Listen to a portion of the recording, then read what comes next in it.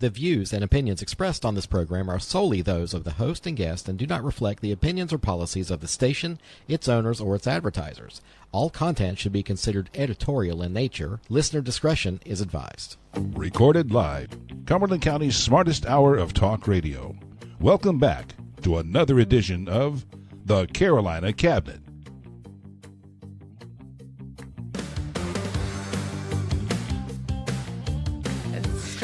Strange thing. Well, everybody, good evening and welcome to the Carolina Cabinet. I'm your host, Peter Pappas, in studio with Mrs. Laura Mussler. Hello, hello. Braving the sickness to be with me tonight. Yep. I appreciate you. So here at the Cabinet, we know we are the smartest hour of radio. Our job is to give a voice to the conservatives of Fayetteville, Cumberland County, and beyond. And with that, we have a lot to do. So one of the most powerful politicians in our state, Senate Leader Phil Berger, I think he just lost his own primary in a razor-thin upset so far today. I think they're 12 votes apart, so it's 23. Yeah, 23. Currently, it's 23. You found 23. Okay. Yep. So, but then overseas, we got the war with Iran escalating. I don't even want to call it a war yet, but the U.S. and Israeli strikes, the conflict.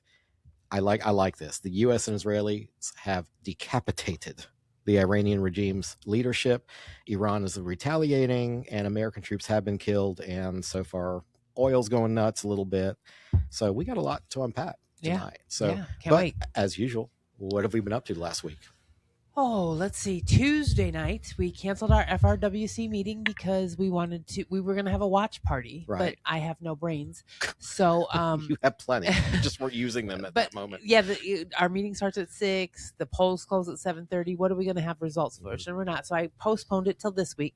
So now we're going to have a enjoyable potluck here at the Resource Center and just celebrate the wins of our incumbents, Diane Wheatley, who is one of our members, and just play some games. We have a silent auction, a little bit of fundraising, just have some fun and just relax after all of the hard work that we've done with not only the election, but we also just had our GOP County Convention. Cumberland County GOP Convention. Sounds like fun.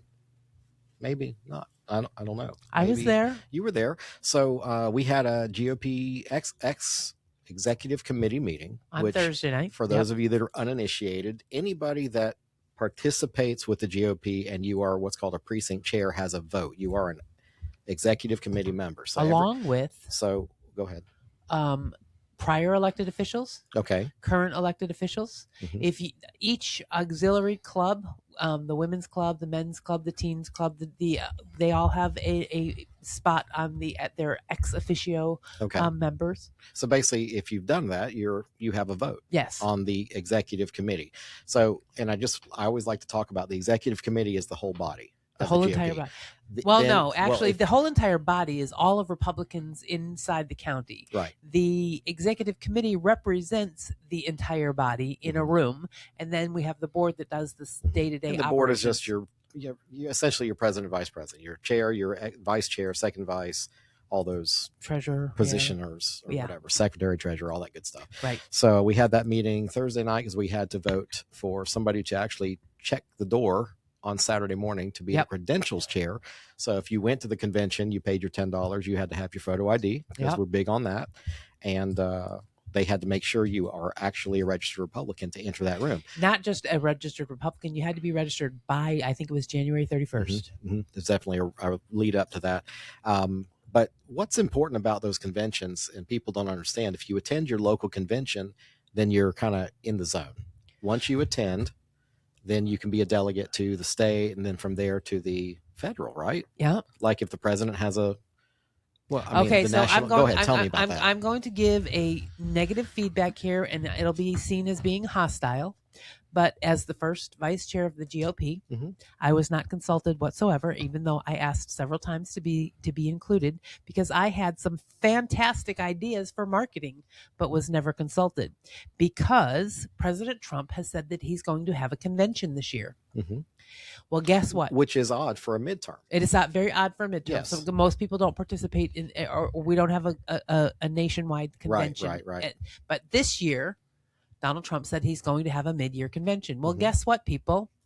You have to attend your county convention to be considered to be, when first you attend your precinct, then you attend the county convention, then if you don't attend your county convention, you can't go to your district convention. At your district convention is where the delegates are selected to go to wherever it is that to we have whatever our national convention. national And convention. to me, correct. it's kind of like, look, at the county, we're here in the elementary school, and I'll get to that in a minute.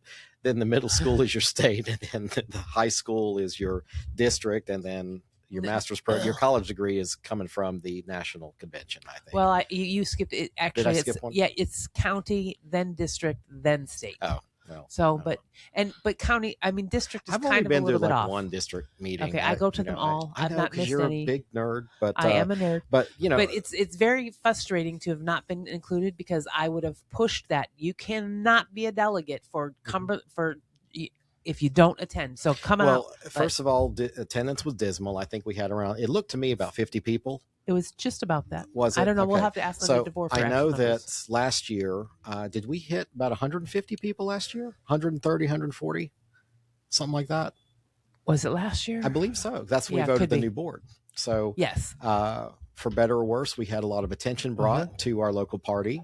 And people were talking about it ahead of time in the lead up. There wasn't a silence from the GOP. Now, I referenced the GOP convention being the elementary school because is it elementary or was it preschool? This should be like TK1, the transitional from kindergarten to first, I think, because I don't know who was organizing this convention. No comment. Well, it doesn't look. I don't know, and I'm going to ask this question. I mean, why the hell was Wake County GOP selling stuff? Because the women's clubs were there, like our local women's clubs, and they're the ones that volunteer and do stuff for our candidates here. And they're trying to sell merchandise to, raise money. And then who invited Wake County GOP?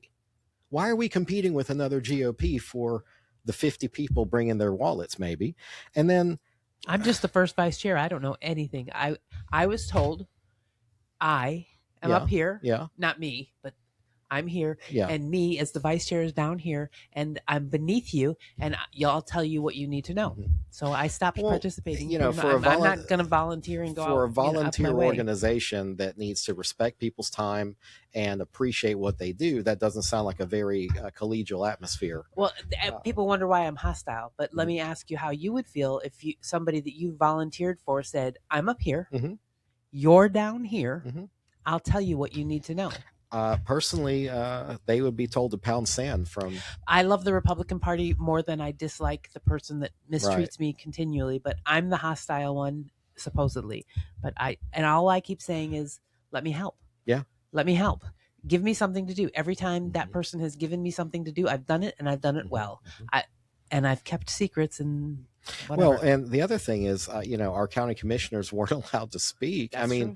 There was a section on the agenda that says elected officials, and they even let the candidates speak, but not our actual. We only have 2 sitting Republican county commissioners right now out of what is it? Commissioner 9 Patel. Well, there's 3 in the.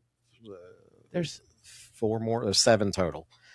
Because there's 2 from district. 5 and 2. Yeah, 5 and 2. Yeah. So there's 7 total. We have 2 seats on the commission, and the people that are most in touch with our pocketbooks as far as property taxes and spending and the pending, like they just announced a revaluation schedule change where our property taxes are going to be done on a 6-year cycle instead of 8 to lessen the sticker shock of how much our taxes they will go up. That would have been nice to know, but why? We don't need to know that from our elected officials, do we? I would like to know when we have a chance. Everybody complains that their electeds aren't accessible, and then we bring them there to see them, and we don't want to hear from you. So no, we did want to hear from them. They were told. Whoever made that decision was myopic, and hopefully, I wish they had maybe attended some other conventions. They would know how they should be laid out. There was also, I heard about. But let me just say that our chair was elected, and that person has never been to a convention. So, for that being said, it ran pretty smoothly, and overall, there were some bad decisions made, in my opinion, personal opinion, and I think in a lot of other people's decisions, there was some lack of decorum done by using elected officials' first names on stage. That's a little. Ooh. What? Yeah. We're not foreign. Like, we know everybody that is elected. But in public, I refer to Senator McGinnis as Senator McGinnis. I don't be like, "Hey Tom, what's up?" But that's the way. That's a little too colloquial and casual. So, but overall, the overarching, and he did it was a smooth running operation. There was some decorum issues that were not appropriate, but I got you. You know, my hat is off to him for putting that together.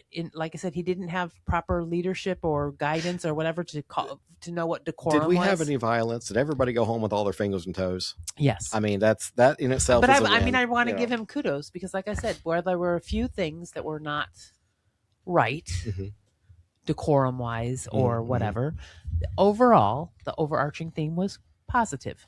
Okay. Well, hopefully next year is an election year for the board. So yes, it is. That's right. I think I took a lot of flack last year by making a lot of videos and stuff about the GOP board having failed us at that point. They failed us for this year so far. Well, okay. And I'm part of the board. You're part of the board. You're part of the problem. But I am 100%.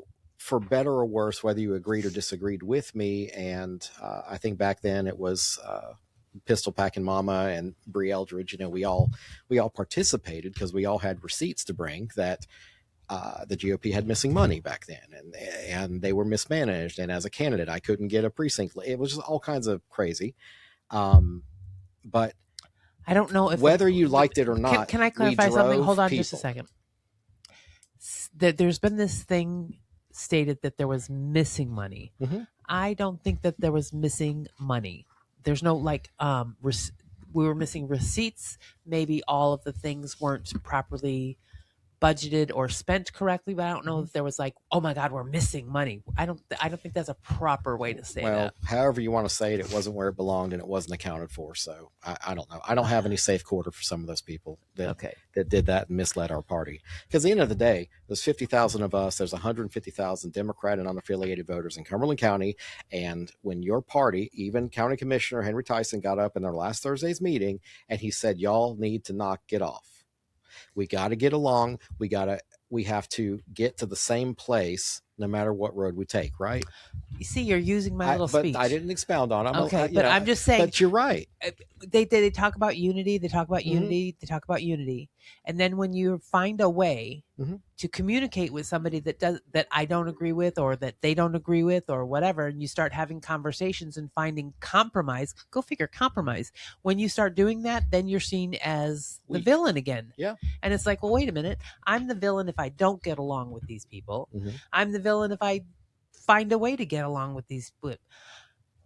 What? How does that even work? I don't understand. Let me tell you something. It's unity if you see things my way and you're not allowed to differ from it. And you either come aboard my ship and you see it my way or we either get to the goal together or you can be off the island. And one thing I'll remember, somebody told me a year ago, the lion doesn't care what the sheep say. If you're not participating, you haven't joined a board and commission, you haven't participated in a tangible, measurable way for our party, then go kick rocks, because the people that are here are trying to get to having this county and city at least turn purple and go red. And then I see emails like I got an email and somebody says, well, they are so tired of the infighting that people are quitting. Well, you know what? Be a quitter. Well, that's good, because it's certainly not going to change when the regular people or the people, if all the normal people, I'm not normal. I'm not saying that I am, not even remotely. But if all the normal people and the people that think this way quit because they don't like the infighting, then it just goes to extreme infighting because there's no middle of the road people to keep everybody in check. So if instead of quitting, find a way to be in the middle and say, hey, let's do this. Let's do this. How about we see it this way? Stop quitting. Stop. Yes, it is volunteer, but it also affects your every single day life because it's voting locally.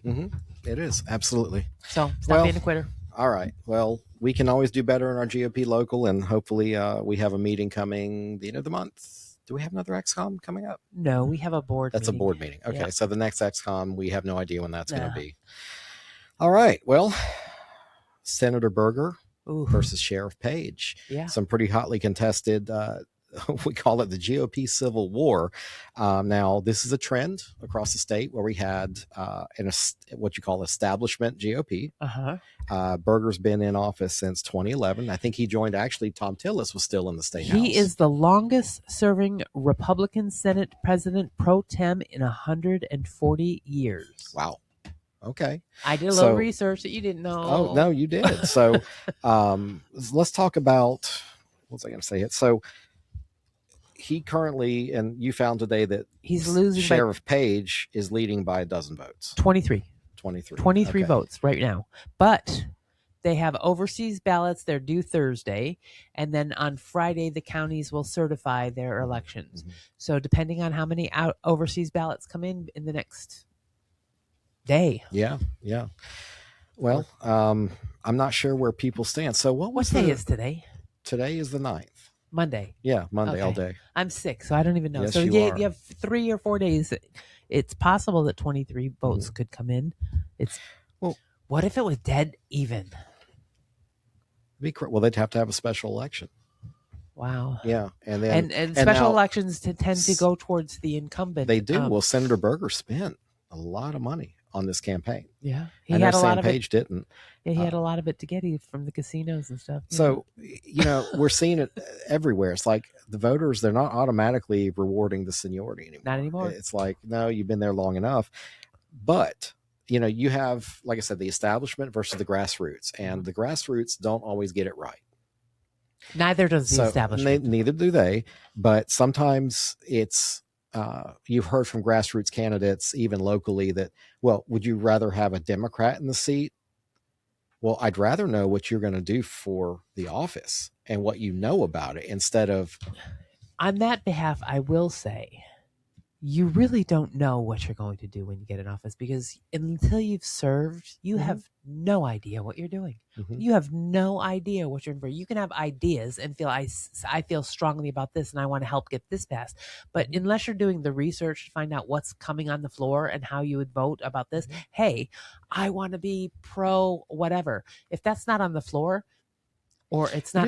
Isn't it really childish to want these jobs and really not even admitting what you don't know?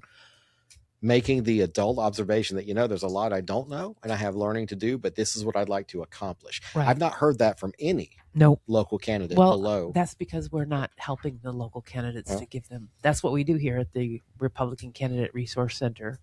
Work on their message. Yes. And get them not to sound like. Because it's okay for a candidate to say, I don't know what I'll exactly accomplish, but I feel strongly about these things, and I know that this has been tabled, and this has been tabled, and this is how I would vote on those things. Or what's the opponent's voting record? Right. Or not just saying, well, they're Democrats, so they must have. No, not all of Democrats vote the way you'd expect, and not all Republicans do either. That's correct. So the only thing that I don't say bothers me, but the one thing that I don't think the grassroots considers, and maybe they don't care, is Senator Berger is the longest serving pro tem, right? Yeah. So when you in that district just push an incumbent like that out, your standing in the state decreases. Now we will have another When you Republican, say you're standing in the state, explain that for people that don't understand that. When your senator or House member has been in office in consecutive terms, they go up the food chain. They start in the back of the room. Yes. And as they get seniority, they move towards the front of the room. Mm-hmm. And the front of the room means more power, means more standing. Well, it means more leadership positions on maybe better committees. Like, I would rather be on the finance committee than I would the committee for hoof and mouth disease or something. Is there a committee? I wouldn't be surprised if there was. There's probably, and I don't want to say agriculture isn't a good committee in North Carolina. It probably is a pretty powerful committee. But I don't know. Maybe there's a committee on the use of patchouli or something. I'm like, yeah. But again, I want to be on the finance. I want to be on the armed services. National Guard. We have our own army, in North Carolina, sort of. But that's what that district will lose if Sam Page does take this election. Now, but maybe he's too powerful, and they want to lose that big, huge seat. Well, do you think? I don't think that people think about the ramifications of it, though. But no, because to me, it's a lot of sour grapes. It's like, well, he we did, need to change. Why? But he did vote on a lot of things that were not in. Okay, so first of all, when they talk about our representatives or our senators or whatever, they're not our leaders. They're our representatives. So you cannot, because you get money from, say, a casino, go and vote to push forward with the casino. You have to talk to the people that you're representing. Right. And if you're not going to represent those people, I can understand wanting to push them out. He did it with the casino. He endorsed a Democratic judicial candidate in 2022. He is for, or I'm not sure. He's not with the people on the shrimp trawling ban. I don't know what that means, but that was something about raw milk restrictions. I don't know which way he is, for or against. Probably against it, because I think the thing against raw milk would be the farmers and all would want to protect or not let raw milk enter the. Yeah, I didn't get too deep into it. I'm just saying that the people wanted. We got to ask Jessica about that one. Okay. Yeah, because she is big on the whole milk and whatever else. She's surprised. I love how like down to earth she is about stuff like that. Like she's very like hippy dippy, but she's not. She's very conservative, but she loves that stuff. But I mean, yeah. If the people that you're representing are for those things or against those things or whatever, and you're voting in opposition to what the people that you represent, then I can understand. I don't care how powerful you are. Your power derives from the people. And if you're not representing the people, then the people are going to take that seat back and give it to somebody who will represent them. There's nothing wrong with that, because so many people that are incumbents, they're running against me for my seat. It's not your seat. It's not your seat. Yeah. Well, we saw that, so our two-time attendee, Caitlin Marsh, she didn't do so hot, but as a first timer, but that was the rumor around her opponent was, well, he's a well-liked. Well, okay, well, who likes him? And not being facetious, but like, okay, well, who likes him? And it's not his seat. Right. Everybody has the right to be primaried. If he's doing his job, he doesn't have anything to worry about. Now, I think that some primaries go a little far with the vulgarities and the just ugliness and meanness or whatever. Here, you can run a good anti-incumbent campaign by saying, here's how this person voted. Here's how I would have voted. This is why I'm running against them. Not she did this or he did that or wah, wah, wah. Well, what did I say? You're running for the office, not against the person. That's right. What is it you're going to do? And again, that's the value add that I'm not hearing from a lot of local candidates. When you get down below, like the federal offices, like the Congress and stuff, I'm not seeing a real value proposition with some of these folks. Like I don't know. Nope. But if you come by the Republican candidate, I would say the Candidate Resource Center, because we would like conservative candidates as long as you're not running against a Republican. Right. Well, I don't know. It depends if I like that Republican, then I'll help you. That's not true. Well, okay. I'll do a side business. I'll do the side. You can do the side business, but as the vice chair of the GOP, I will not help. You will not help. I know. I'll be all on my own, all by myself. You will be all on your own. That's the great thing about a partnership, is one partner can do what they want. So, all right. So, end of the day, is this a good look for the grassroots? Yeah. You think it's that tight? And you know what? It's about time that the grassroots gets a little respect, because I've always said, if the grassroots came aboard and the establishment started respecting the grassroots and because they have all these this is what I tried to explain to other people. Like, I was so impressed with President Trump about the Trump, what is it, Trump Force 47, and he was going to have us all at the White House. We got absolutely nothing for that, by the way. I was the first one in Cumberland County. There was no invite to the White House. There was no special anything. Right. That was a bold-faced lie, and I'm still pissed off about that. But if you started treating the grassroots people that do all the work, that volunteer like you do, the people with money, and give them a little ball. Use the people that have all that money, and give the people that are knocking the doors a black tie affair. How great would we be if we could partner together? I mean, maybe not a black tie affair. We might want, some fried chicken and some, I want to wear my jeans and cowboy boots. Right, exactly. Yeah, whatever. I don't want no black tie. Start treating the grassroots that does all the work like you do with the people with the money, like because it takes a while for the establishment to realize, that the establishment needs the grassroots. They need the grassroots. And if the grassroots continue to rise up, the establishment can take their money and they're going to be like, holy smokes, can we play with the grassroots, please? Which is not a bad thing. Okay.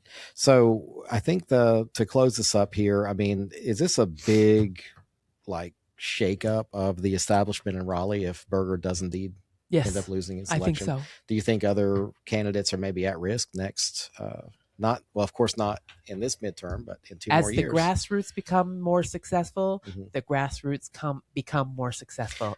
To me, it's like a rolling ball. Holy smokes, maybe I do need to. Okay, but are the grassroots nothing more than the Tea Party 2.0? Like, because the Tea Party came along. Don't say it like that. Well, nothing more than. Well, because we have these movements within the Republican Party. We had the Tea Party. They quickly got vilified by the left as Nazis and fascist, all that stuff that they were practicing, right. I think, with the Tea Party. And is the grassroots just the next iteration of that more conservative movement within the Republican Party? A little bit, yes. A little bit, no. I think it's a combination of people that are tired. Like, I'm very, very annoyed. And if anybody knows, I would do anything to get, I think Trump, I have my faults with Trump 100%. I'm not whatever, but I walked doors. I would go home at nighttime and I couldn't walk for a couple days because I had walked so much because I was promised something to be treated like somebody with all of this big money. Right. So, well, you won't do that again. But if if that happens to the resource center, we'll make sure we take care of our people. 100%. But I'm just saying, I will not do that again for any candidate because they lied, and I'm really pissed off at Trump and his cabinet and everybody in it about that. And I even asked our state, what's going on with that? I mean, and.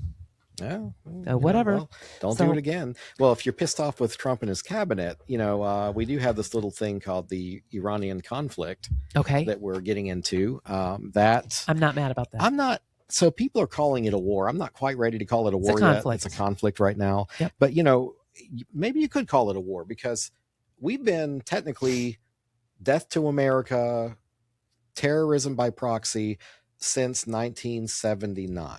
Okay. When the Ayatollah overthrew the Shah, which was the monarchy back then, and took our embassy hostage for like 400. It was over a year. It was 400 plus days. We didn't do anything about it. We didn't do shit. Yeah. Well, now we have a president that's actually doing something about it. Well, and I don't want to say that no Republican president ever had the gall that Trump does. I think what Trump was faced with was he had success in door dashing Maduro. He went and got him.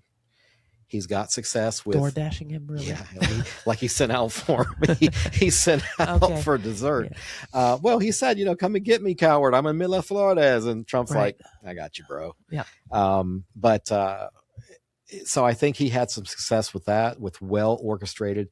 He let the military have the latitude to do what the hell the military does, ignoring political ramifications. And I also think that Iran was becoming closer and closer to having a nuclear weapon. And if Iran gets a nuclear weapon, we can, by the way, death to America. What do you think they're going to do with a nuclear weapon? They're not going to. They're just going to use it for show and tell. Oh, is that what it is? Yeah. Death for America and blowing up things. Yeah, they're just joking. Yeah, they're just kidding around. They're just joshing. Yeah. Well, and I think in the midst of this bombardment that we have unleashed all holy hell on these guys,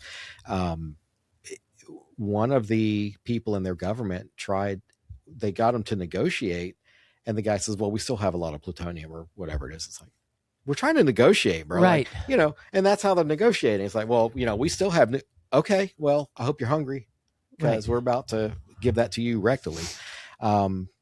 So new developments. Well, 7 U.S. troops have already been killed. Yes. Did I see something about people? Somebody was somebody's always pissed at Trump, but did he wear a baseball hat or something? It was the USA. He had white hat back. He was in the back. Yeah.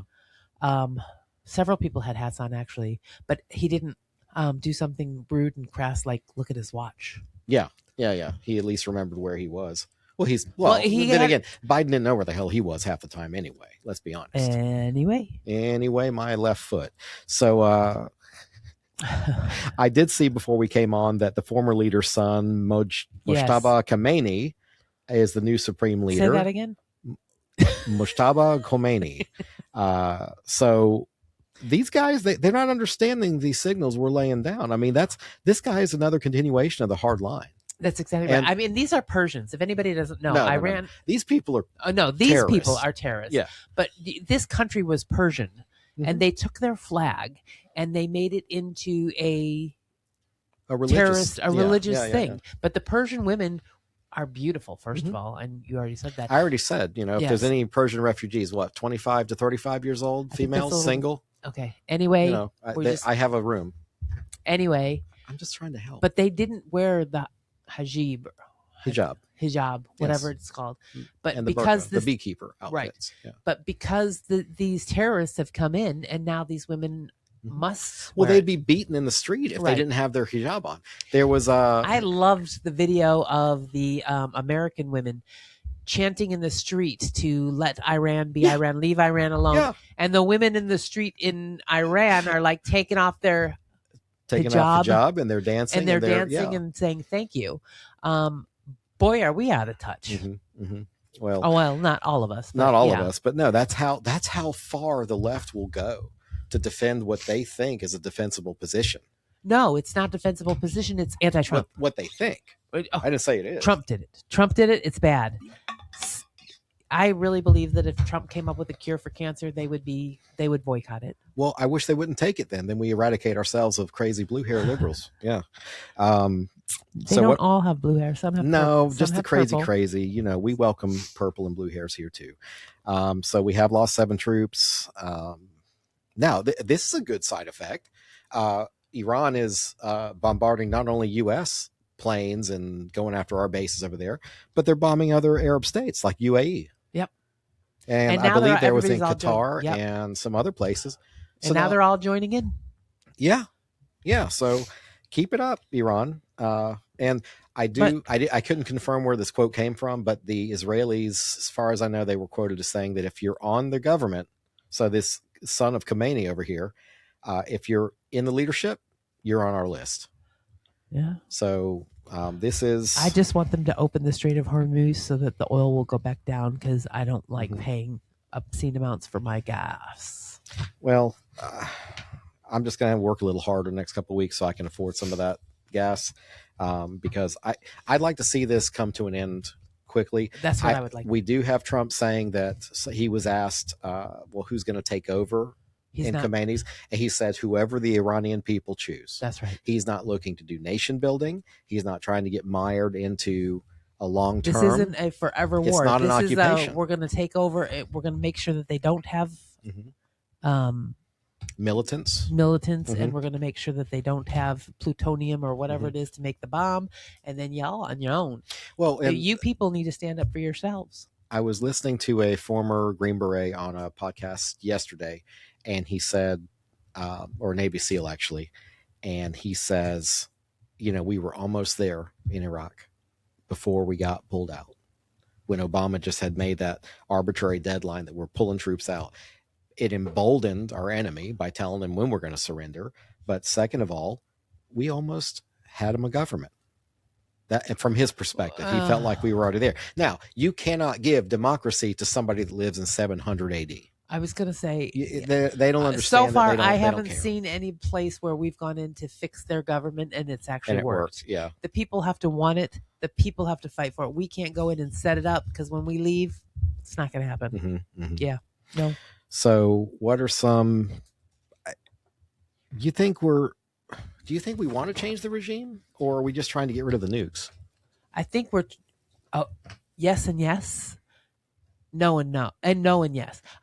We didn't want to be in charge of who is the regime, but we wanted to get rid of the current regime. Okay. All right. So you guys in Iran need to step up and take over your government. We're not going to be in charge of that. At least I don't think we are. Well, I do think just from who's taken over already. I'm not real impressed. I don't think they're getting the message that we're going to keep coming for you. But at the same time, they were fighting in the streets, and we were a little too late. We allowed tens of thousands of people that were protesting in the streets, and they're saying, "Where is America?" Which is, I think, why we moved up our timeline. We probably weren't planning to go in this soon, but we couldn't. The U.S. isn't going to sit by and watch that crap on CNN. But tens of thousands of people were killed, so you can understand why I'm not ready to quite go in the street until I know that I can go in the street and actually have some weapons or something. I mean, we need to be like, taking care of the people. Yeah. Well, given the geography and how central Iran is in the Middle East, one comment I heard was, there will never be stability if that key geographic location is not taken care of. If it's unstable, then the whole region's unstable. So maybe we're turning a page. Hopefully, especially with all of the surrounding countries and things coming to be like, holy smokes, they're bombing us too. Wait a minute. Well, that was one of the things I was going to point out. back. Like one of the questions was, is this going to become regional or, involving multiple Arab states? And I think it will, but on the offensive Right. to Iran. I don't think they're going to join in against the U.S. No. I think they're like, no. We have stability here. Right. So we're ever since the Arab, I'm not Arab. Arab Spring. No, the Accords, the Abraham Accords. I couldn't think of the name. What was that? The Abraham Accords Yeah. are the ones that Jared Kushner went over there and got several of the countries to sign, and they are all in agreement. Well, hey, for peace. Trump said he's creating jobs everywhere. So he opened up the Khomeini job. That's true. That was a reporter saying, who's going to take over? He's like, well, I'm creating jobs all over the world. That's true. So, but that's a government job. So we did mention that oil is up, so that's going to cost us a little bit at the gas pump. I don't think it's going to turn into a regional war because I think there is a fatigue with war, and I mean, who really is okay with, like in Israel, they go to sleep under the threat of Palestinian mortars. Who's okay with that? Nobody. So hopefully, isn't this like one of the signs of the end of the world in the Bible? Peace in the Middle East. Isn't that one? Maybe if it was just the Jews and the Persians, you're dealing with the Israeli government and the Iranian government. I don't with the know. Abraham Accords and all of that peace in the Middle East. I'm just saying, just throwing it out there. Coming of Christ. So Alexander the Great and Genghis Khan, they had a good strategy. They would go and conquer, and they would basically screw the hostility out of the population.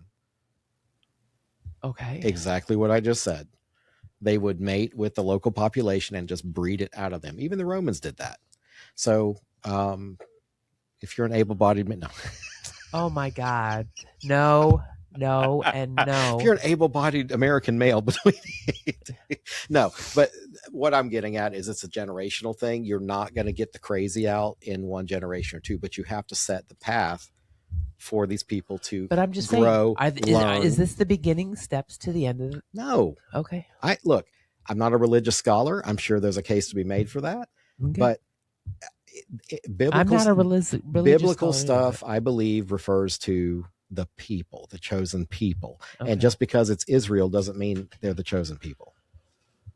Peace in the Middle East. Yeah. Did you say? I'm more worried about like the Federal Reserve. I welcome the coming of Christ. So I'm good for right now. I don't need to push my luck. Okay. What was I going to say? I'm more concerned about the Federal Reserve starting a digital currency. Why? Mark of the beast kind of crap. See, that kind of crap scares me. But this so thing now with we Israel have peace in the Middle East. We're talking about digital currency. Mm-hmm. Well, they're talking about being able to scan your arm and crap like that. I don't know. I mean, are these not all signs? Those are. Just so but again, the Bible didn't say, well, if the government of Persia and the government of Israel. No, it says peace in the Middle East. Right. What? Just if it's peaceful, then we're going to have the end of the world? No, I'm just saying that's one of the signs.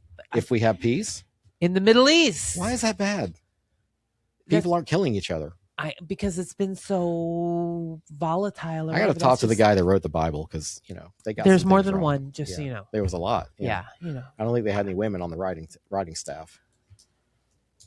They might have been. They might have been ghostwriters. Yeah, because there were several women, powerful women in the Bible. Mm-hmm. So they could have been writing that whole thing about adultery. That's probably the woman's contribution. Yeah. Anyway.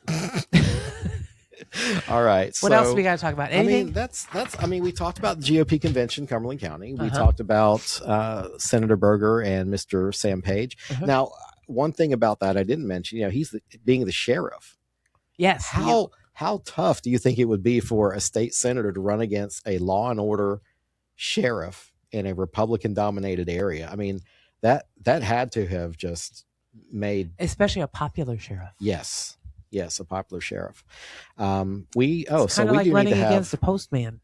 Hey, everybody likes him. Everybody likes him. He sees everybody. He's already walking the neighborhood. Well, should have killed me, but didn't. So I'm still standing, baby.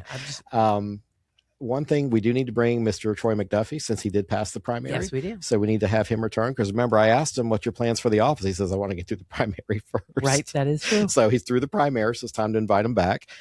We need to have Mr. Glenn Adams back on, and we need to invite Sheila Cuffey, since essentially they've won their elections because there's no opponents. That's true. That's it. They go straight to November. Now, the at-large winners, Veronica Jones and Charles Evans, will advance to the fall, and they will be against two Republicans, Greg West and Ron Ross. And so they have, my God, they got till November. There's a chance that we could actually get one Republican on there. I think we can. I think with the right strategy and the right talking to people that don't look, think, and act like you, you might actually be able to win some people over. Right. Mr. West is a very reasonable guy, and so is Ron Ross. He served a long time on the school board, which is very. It doesn't matter what party you're in when it comes to your kids. That's right. So hopefully we'll have some Plus people we have back some on. Republican candidates. I mean, we have representatives. Let's see, Janine Ackles made it through the primary. She'll need to come back. Frances Jackson did. Diane Wheatley. Yep. Let's see. Val Applewhite, we need to have her along with Venus de la Cruz. We got a busy few months ahead of us. Yep. Now, come Wednesday at 2:00, we have Mr. Lenny Friedman. He is the vice president of the Carolina Forward. It's a like a third party that's trying to get started here in North Carolina, and they're trying to change the way we vote to a voter's choice thing. It's pretty interesting. I've read up on it, but I'll let you. We'll talk about it. We'll have them on Wednesday. So sell me, because I don't believe anything else for the good of the order today. Ranked voting is horrible, but we're going to talk about it Wednesday. Okay, we'll talk about it Wednesday. To everybody watching, thank you for joining us this evening for our short session. I'm going home, going to bed. We're getting Laura out of here to go convalesce, and until Wednesday, we'll see you. Have a good evening.